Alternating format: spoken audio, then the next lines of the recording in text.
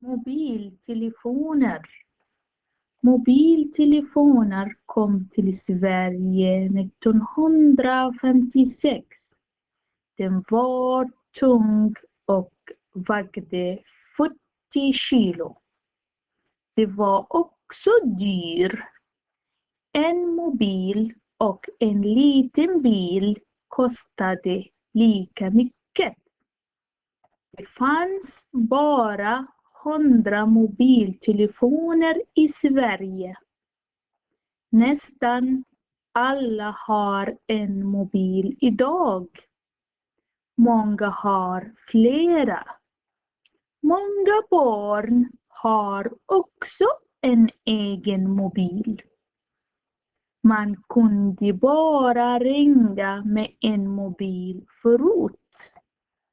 Idag kan man också skicka sms, surfa på internet, lyssna på musik, spela spel, ta kort och se på film.